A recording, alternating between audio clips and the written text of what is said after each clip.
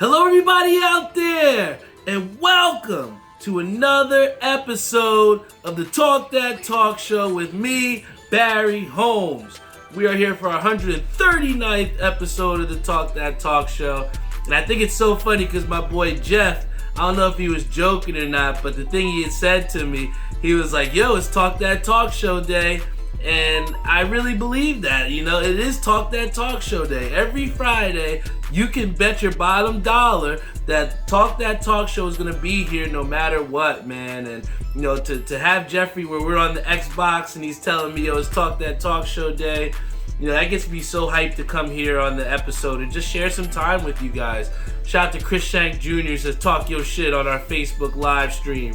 All the way from Atlanta. Even though my boy's on vacation, he still took the time to come out here and listen to this episode. Big shout out to my boy Eric Rivera, also on our Instagram live stream. But, I hope everybody is, especially if you're in Jersey or the Northeast, everything's okay with you as far as the snow.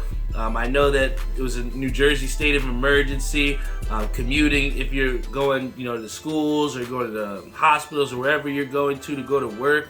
I'm sure that at least maybe a day or two before it actually snowed, I saw, the black ice in the morning as I was about to get on the train to go to New York. And, that shit was crazy, man. I think that for most of December and November, we got by on, not wearing jackets and, being able to just go out of the house. But, it's cold out here now. And, I will say this, that, the snow kind of reminded us that, winter does exist. Because, like I said, I was just so used to these warm weather up here. And, to come out, for God's sake, I golfed on December 31st. So, again, that transition to the cold weather has been definitely something that I'm not 100% accustomed to at the time. But, I want to thank, everybody else out there that continues to tune in, whether you were snowed in for the snow day, whether you went to work, whether you out and about like my boy, Chris Shank Jr. I just appreciate you all for spending some time with me. We got Tim who says, Happy New Year. What's up, boys? Gotta love him, man. And again, the support from seeing people at the alley and at the lanes, it means the world to me. And I was actually going to talk about it a little bit later on in the show, but fuck it, let's do it right now. I'll say this, that, I had overcame one of my biggest fears when it came down to bowling just this past weekend. And, it was crazy because, all throughout being in UBA, I've always performed under the handicap pair. Even when we go out to different bowling alleys and it comes down to put my money in, majority of the time I'm putting my money into the handicap pots because, I want those extra sticks. If you're going to give me 40 sticks, why would I not use them, right? Especially if it's for money. But, I think that, as you start to take those next steps towards being a better bowler and not sandbagging, making sure you are putting your 100% effort out there all the time, as you start to go up, your handicap starts to go down. And, for the longest part of me learning the game and, experiencing the game and losing money, winning money, whatever you want to call it, I've always, relied on that handicap to hold me up, And, I have to give a credit to, my boy Chris Shank Jr. who's on our Facebook live stream. But I got the text, in the group chat that they were like, yo, you're going to be bowling on the scratch pair this match. I'm like, yo, why the hell would you put me on scratch? I'm a handicap bowler. And, the faith that he had in me and that the team had in me where they were like, nah, you're going to be bowling scratch. That shit meant the world to me, man, because it was like they pretty much just infused me with this confidence that, you don't need the handicap. You can go out there and bowl scratch. And even talking to my brother, my brother was someone, he's like, yo, man, you could do it. Everybody knows what you can do. You can go out there and do it. And, those little things from people that, mean something to you, it can help you to give you that extra push to push forward and to get the things that you want to achieve. And come to find out, like I said, I was bowling scratch Sunday at Lodi Lanes and wound up having an amazing set. And the craziest part about it was the lanes broke down, so we had about 30 minutes in between before we threw our next shot because the lanes were all messed up. Then they had to switch us over because they couldn't fix it. So all the different freezing techniques that could have happened and all the different ways where you could be like, shit, I was just hot. Now I got to go switch lanes and go do something else. That could throw you off and they could throw your game off. But, I just stayed locked in and we were able to get the win. And it was crazy since the fact that, we were so far behind. Everybody, like on the handicap pairs that were done, they came over and watched us. So we literally had like the entire, everybody was just watching, it felt like. And then, it didn't help that the team that we were bowling against, they were talking hella shit. I mean, they were talking stuff to my brother, who's the most peaceful, docile person in the world. And he's just letting it go one ear out the other. And, my dad has always said this before about you never want to wake a sleeping bear or you never want to wake a sleeping giant. And that's how I felt because at the end of the day, they were talking hella shit. And, we just came out there and we just let that, just go one ear out the other. And we just put forth our best performance. And I think that, when you have people that try to push you out of your mental and try to push you out of that game plan that you have, regardless of whether you're bowling or doing whatever, you just have to stay confident in what you can do. And you just have to maintain and push forward throughout that, man. Because, if you allow people to talk shit to you and throw you off your game, you're never going to get the desired outcomes that you deserve, And, there was a situation where, I threw a spare and I walked away from it. And the guy was like, oh, you're walking away from a 5-pin. What's up with you, man? And I'm just like, yo, chill, bro. I got this. And, the whole time throughout them talking shit, through being on the scratch pair, through being, trying to overcome my scratch fear, whatever, I kind of just like cast that all out aside. And when it came down to it, it was a huge shot in the 9th frame where nobody else had struck except for me. And a double pretty much would have put us right ahead. And after I threw the ball, I saw the pins just go right through. And I just let out this huge scream that, like, I guess my brother said that after that happened, like, the place just went silent. It's like you hear a fucking pin drop. But, that's the type of shit that I like. You can, it's one thing to talk shit and to do all these different types of things and try and throw people off their game. But I thrive off that. I thrive off you trying to take me out of my game and then me being able to shut you up with my performance, man. And that to me was the ultimate way to try and like get over my fear of bowling scratch. And what wound up happening was that translated throughout every game that I played this week. I had over 600 pin sets in each game that I threw. And it came down to it on Thursday night, last night, where, we were in a predicament where this guy was throwing strikes. And I said to my brother, so many times, throughout this struggle of a season that we've had, that at some point, people are obviously going to want to beat us. It means a lot when someone wants to beat you. They want to take everything they got to beat you. And, I embrace that pressure and I love that. But, at times it can be frustrating when you don't raise your level or you don't raise your performance to match the person that you're going up against. And, I said it, I was like, at some point, someone's going to put out their best performance and we got to go up there and match it. And dead ass, man, we matched them last night and we're able to beat a very tough opponent. And I bring this all to say that, for most of the whole bowling season coming in, I struggled with trying to, really exceed. Like, I'd done good enough, but it wasn't good enough to get wins consistently. And I wasn't putting my best foot forward. But, when I came into that scratch match where my team had the confidence in me, they invested that in me to go out there and perform as one of the best bowlers on the team to get us some points, that kind of just like, it just motivated me to just continue forward beyond that into every aspect of what I was bowling beyond that UBA team. And my message to everyone else out there is, you have to be confident in yourself. I struggled, for months of this first season because my confidence was low. I was going up there trying to be so pretty and trying to be perfect with it and just make the perfect strike. But there's some times where you just got to go back to thug ball, like my dad says it, where, you don't care what the outcome is.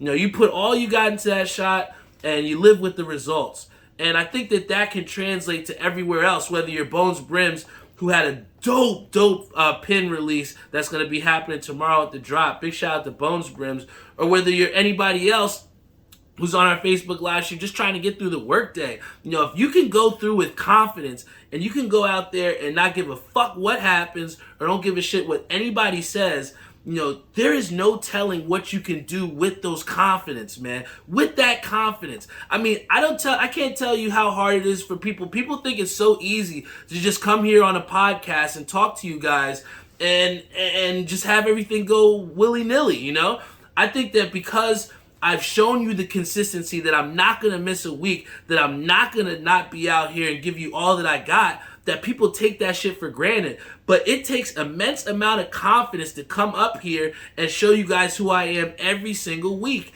And, that kind of translated to my bowling game, and I needed that. And to be able to end the week and say, damn, I really helped out my team, yo. Like, I really came out and they put forth trust and invested in me, and I delivered. That is no better feeling, guys, and a feeling that I've missed out for most of the season, man. Like, I just can only translate it to you guys in the fact that, when it comes down to it, you gotta be confident in yourself. Be confident in the decisions that you want to make. Be confident in the person that you are. Because if you don't have that confidence, you're not going to be able to go to the next level, to take that next step. And that's what I have literally relied on for most of, this week, is just, showing the confidence, being confident that whatever shot I'm going to make, I'm going to take. And, it's that type of motivation that comes from somebody, and Chris, who literally just put me on a scratch pair just to try and do what he did for me. And, it's just turned me into a different level mentally as far as bowling. And then also within the life itself is just, taking that confidence and translating it to all aspects of life. So guys, please be confident in yourself, because you never know what you can do with that confidence. And what we've seen from somebody that played with some freaking confidence was the New York Knicks. Please tell me you guys saw that game yesterday. I will be in the Garden Monday, but the Knicks finally showed up. They were down by over 20 points, and everybody wrote them off. I was looking through there, like in the Twitter, and I was looking on the Facebook of all the disgruntled Knicks fans, showing that, all the Knicks stink, all this, that. And look what they did. They come out and they get a big win over the Celtics and our big rivals. And I think that the one thing that people didn't realize about that game was the fact that Julius Randle, after a big bucket, put his thumb down to the crowd. Now, I would say that this was cool, but we saw this with Javi Baez earlier in the year. And then the Mets general manager, has them issue a statement that they don't tolerate that. Then following that, where Julius Randle puts the thumb down, he issues an apology that we see through ESPN about, he loves the fans. He wouldn't be there without them. But I think that this is an overall theme as far as with Javi Baez and why maybe he's not with the Mets anymore. Julius Randle, who's been struggling, playing consistent basketball for the Knicks. And I think that it brings the issue of it is hard as fuck to play in New York City. Yes, it is. Nobody can just go out there and put on a Kith New York Knicks uniform and you're going to go out there and ball. The Madison Square Garden is the world's most famous arena for a reason. And, I think that so many times it's often overlooked that it's just hard to play in New York. Alex Rodriguez had a hard enough time playing in the Yankees and living up to the expectations. And I think that the difference is with the Knicks last year, they came into it with zero expectations. Us Knicks fans had nothing to cheer for. And, with them over-exceeding those expectations, now coming in this season, we were thinking we were going to get a much better product than what we've seen. And last night could have been a reflection of what we have seen from most of the season, that the Knicks have just been not playing as hard as they should on a consistent basis, and they got their doors blown off at home in Madison Square Garden. But what we've seen is the Knicks turn that around, and off the performance of Evan Fournier and Emmanuel Quickly, who from most of that losing streak was off of COVID protocols. But, we saw that the Knicks had some success. They came back from over 20 points down. And on national television, R.J. Barrett hits a fadeaway lefty jumper, which had no shot in hell that I thought of. But then when I saw it go through the basket, I was like, oh, man, this dude is tough, man. And, does this game make the Knicks contenders? Probably not. But when you look at it, like I said, from a confidence standpoint, when you have lost your confidence from a little bit, it takes that one little thing that can maybe infuse you or give you that confidence back. And I look at that game against the Celtics as a potential game season-changing event for the Knicks because, what we've seen from them has been a lot of inconsistency. We know this. But what we hadn't seen, aside from maybe one game, was the Knicks go out there and win a game that they should have lost, We have seen them win games that they should win, and we've seen them lose games that they shouldn't win. But, like I said, to have it, like Marlon says, against a rival team like Boston, and you're in a playoff race, guys. The Knicks have the 10th seed in the Eastern Conference. Right now, they would have to win 2 play-in games just to make it to the playoffs. And that's a far cry from where they was at in the 4th seed of last year, man. So, the Knicks have a lot of work to do. But I think something like Julius Randle going like this to the crowd, I think that is a positive thing in my opinion. If I had a guy, say like a Stephon Marbury from back in the day where the Knicks weren't doing good and he didn't give a shit. He's literally on the bench arguing with Isaiah Thomas and in the headlines for the wrong reasons back then. But here you have a Julius Randle who has been experiencing a lot of inconsistency, hasn't had the production, and he's telling you guys, I'm tired of you booing me. And that's great, because I tell you what, the New York faithful, Knicks fans, we're true and blue no matter how good we are. I remember when the Knicks had the worst record in franchise history and they were still selling out tickets in the Garden. That just tells you how loyal this fan base is. So when you have Julius Randle, who is upset and in the game decides to show his frustrations, that's cool. But you got to remember, this same faithful that you're giving the thumbs down to is the same faithful that watched you, paid to watch you not excel in the playoffs last season and not live up to those expectations. So yes, it can be upsetting when the New York people are booing you and telling you in the media that you're not living up to your expectations, and you have Derrick Rose who has more all-star votes than you and he hasn't played in over 3-4 weeks.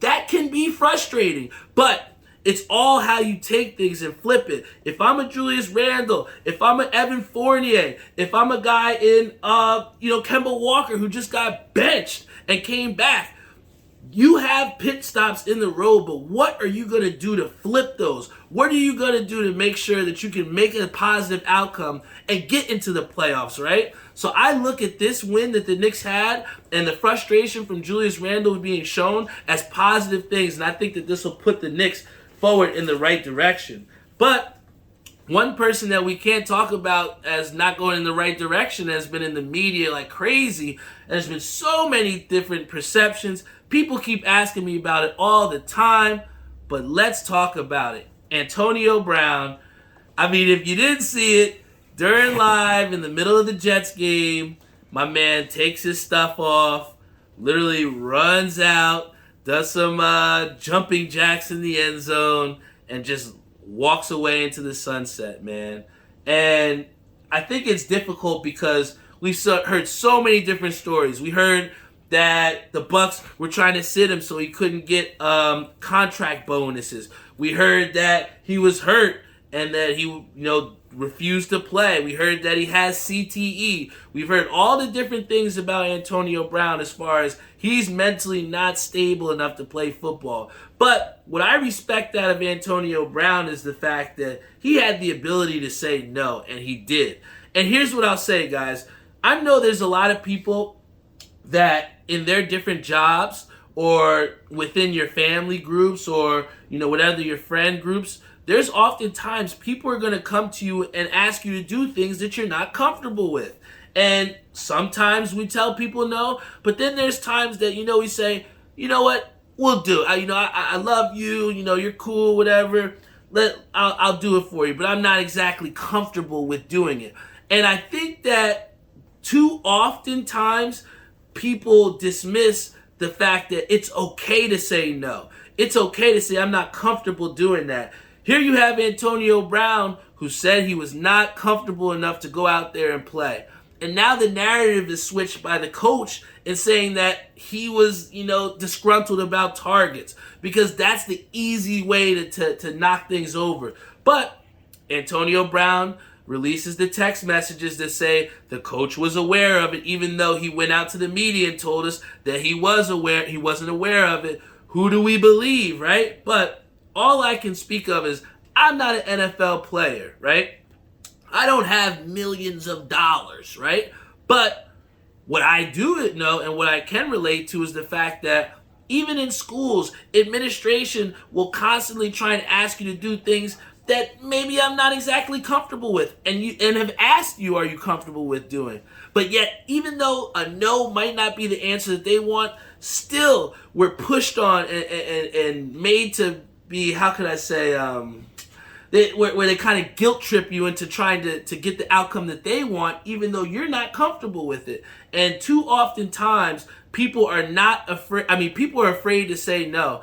And did Antonio Brown say no in the right way? Probably not. If I was him, I maybe you gotta wait till the end of the game and just say no and just sit there and not play. I think that people would have respected him more. Maybe he would have still had a job with the Bucs. But sometimes it takes ruffling some feathers, or sometimes it might take saying, hey, I'm going to do jumping jacks in the end zone to tell y'all you're not going to make me do anything I don't want to do.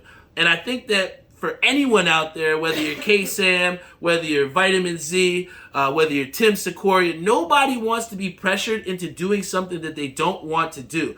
That is got to be one of the worst feelings in the world, to do something that you don't want to do, that you're not comfortable with, and yet you still go out and do it. And I think that with the previous history of Antonio Brown, with the equipment issues, Mike Tomlin issues, the Raiders, anything that could have happened with Antonio Brown, kicking out his pregnant girlfriend or his wife or whatever it was, he's done a lot of things that may not be exactly the most accepted, we'll say, because you never want to say something's right or wrong because you're not in that situation. But what I will say is that, from a relatable standpoint, from us to, the athletes, Antonio Brown showed that he was not 100% healthy. Look at that picture of his foot, and you can see the bone spurs literally popping out of his foot.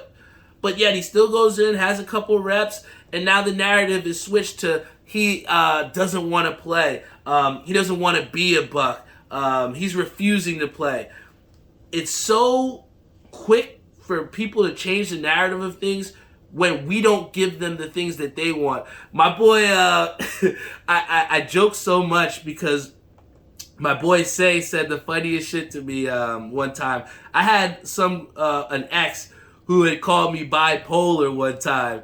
And my boy said, of course she's going to call you bipolar because you didn't do what she wanted. You know what I'm saying? And it's that exact fact that people can flip the narrative and make you feel wrong or make you feel like something that you're not, based off of you denying them the satisfaction from them. So again, guys, let's make sure that we look at all sides and all facets of the Antonio Brown situation before we cast him off as another CTE victim, before we cast him off as some other crazy, angry black dude that everybody's probably going to be saying. But the problem is, too many people are not willing to go up and stand up for themselves. And sometimes it may take a little, like I said, ruffling some feathers. But guys, just like I said, be confident in yourself.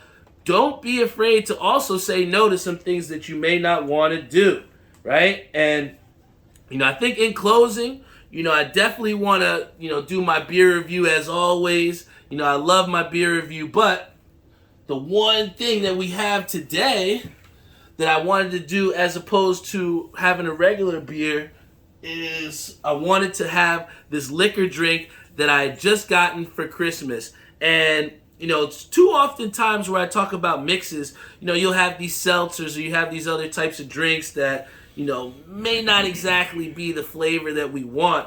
But here we have, for me, I love Bombay Sapphire. I think I've modeled it before on the show. Bombay is one of my favorite gins, next to Tanqueray. I know I've had a little Tanqueray binge over the last couple weeks, but, this Bombay Sapphire gin and light tonic is definitely something that when it comes down to like having drinks that are pre-made for you, I'm definitely going to suggest this to you guys. I feel like oftentimes when people talk about gin, they're so, like, oh, I don't want gin. Gin is a little bit too harsh for me. But guys, this is the shit. I'm telling you, if you ever want to try this out, it's called the Bombay Sapphire Gin and Light Tonic. You might find it with the other mixed drinks in your local liquor store. But guys, when I had this on Christmas, I'm telling you, I had to stop myself from having 2 or 3 or 4 of these because it went down so smooth. And like I said, I'm as a gin connoisseur, it's definitely something that I really like. We got K-Sam who put the chili emoji because he knows this is going to be a cold drink. But guys, thank you to everyone that continues to tune into this Talk That Talk show. Had a lot of people on our Instagram live stream. Had a lot of people on our Facebook live stream as well too. But, I appreciate every single one of you guys because without you, I would not have a show and I wouldn't have a reason to come here on this show every single Friday at 8:30. Big shout out to everybody tuned in. And let's have a drink together. Here we go.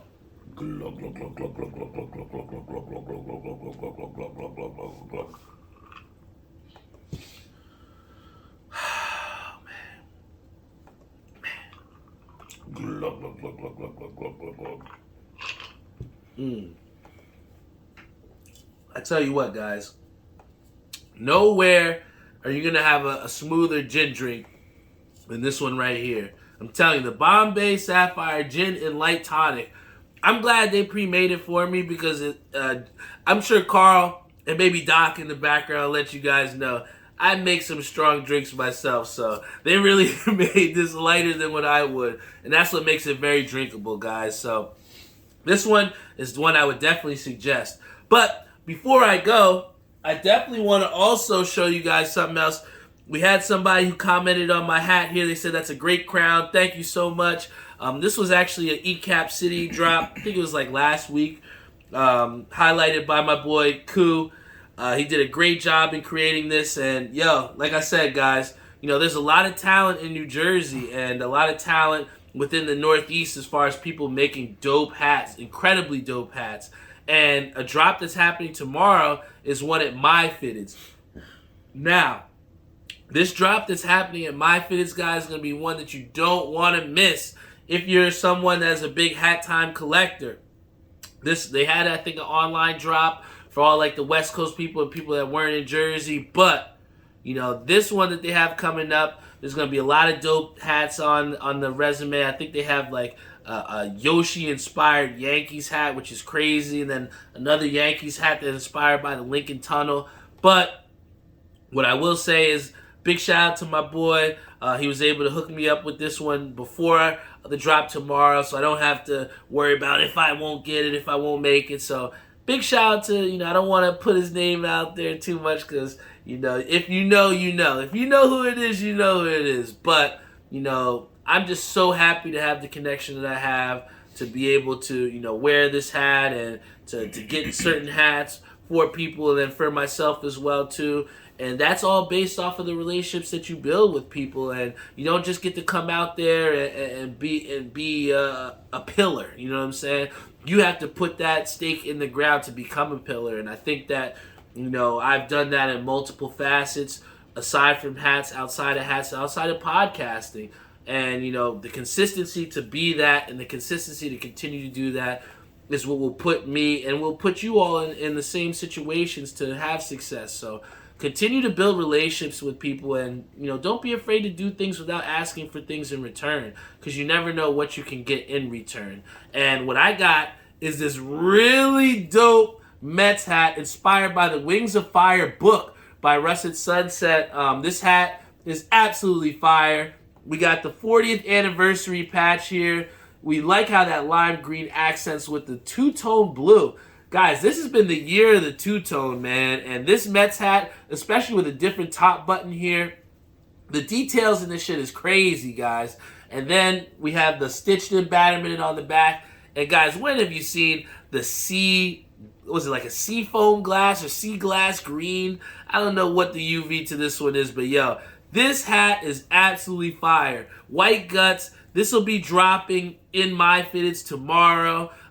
If you're going to want to, check them out. I think that they start giving out tickets from 10 to 11 a.m. I'm going to try and get out there early. I want to see all my Jersey heads. Shout out to Javi Caps. Shout out to Bones Brim. Shout out to Richie Rich Fitteds. Shout out to Marlon Reality. I'm looking forward to seeing a lot of people there at the drop tomorrow. I know I've been behind the scenes for a while, but it's going to be good to, show out and represent for Jersey and just be at the drop and, show that, we are a part of the hat culture and, we respect everybody else in it. But, best believe I might be wearing this Mets hat because, I can't go to a drop without a Mets hat on. But, shout out to everybody that's going to be trying to get this one tomorrow because that's going to be an absolute heater. And, I am going to drop early tomorrow, so I'm going to have to close out this show so I can get some rest. But I appreciate everybody that continues to tune into here onto the Talk That Talk show. Every single Friday, 8:30 p.m., it's going down. I just love coming out here, and I love speaking my mind and just being myself, guys. And I appreciate you all for tuning in and listening in and believing in me, being confident in me. And, I won't let you guys down, man. I'll continue to put out the best product that I can and just be the best version of myself every single night, every single day, every single hour, every single minute that I'm breathing, man. This show empowers me in more ways than you would know. And I appreciate every single one of you that, comes out to represent and to show and to give me some support, guys. So once again, want to give a shout out to our sponsors, Tim over at Ink Parlor. He's made some dope stuff for me. You're going to want to hit him up if you want some dope stuff for him too. He is great with customizing and great with creating. And, like I said, he's going to give you an affordable price too. So big shout out to Tim over at Ink Parlor. Also want to give a shout out to my boy Jeff Galata over at Air We Are.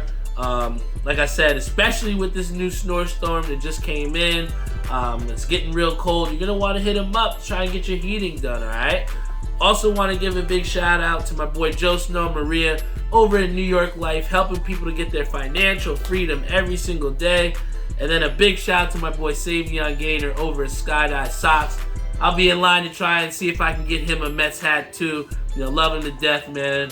And guys, we're a family, and every single one of you that wears a Talk That Talk show shirt, a hoodie, fleece, if you put a sticker on you anywhere in your house, or if you put a sticker anywhere else for me, if you've been rocking with Guard Stay Collaborative with me and Kenny Lou, any type of endeavor that I've had, whether it be Cat Master B, Talk That Talk show. I mean, I lose count at times, but when you're constantly trying to produce and you're constantly trying to push forward and create your own brand, you got to do those types of things, man.